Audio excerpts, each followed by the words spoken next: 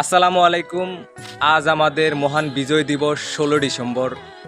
এই বিজয় এনে দিতে যারা জীবন দিয়েছে, যারা শহীদ হয়েছে, সকল শহীদ সহ সকল মৃত ব্যক্তিদের জন্য রইল তাদের ক্ষমা এবং আত্মার মাগফিরাত কামনায় অন্তরের অন্তরস্থল থেকে দোয়া এবং শহীদদের প্রতি রইল বিনম্র শ্রদ্ধা।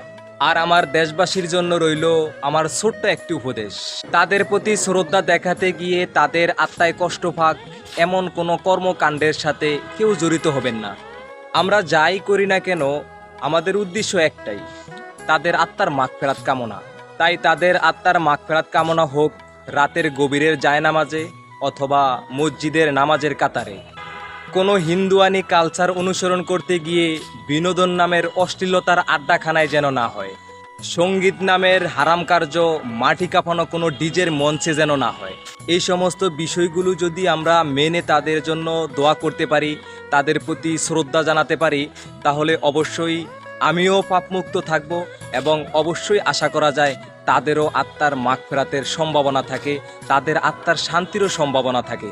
কিন্তু বর্তমানে দেখা যায় আমরা শহীদদের প্রতি বিনম্র শ্রদ্ধা জানাই ডিজে বাজিয়ে, শহীদদের প্রতি বিনম্র শ্রদ্ধা জানাই বিভিন্নভাবে অশ্লীলতার সাথে জড়িয়ে, যেগুলো কখনোই আমাদের মুসলমানদের সাথে যায় না, ইসলামের সাথে যায় না, ইসলামের পরিপন্থী। তাই আমি সবার প্রতি রিকোয়েস্ট রাখবো, সবাই এমন কোনো কাজের সাথে জড়িত হবেন না যেটা আমাদের ইসলাম নিষিদ্ধ করেছে, যেটা আমাদের শরীয়ত নিষিদ্ধ করেছে, যেটা আমাদের মুসলমানদের জন্য কখনোই কাম্য নয়।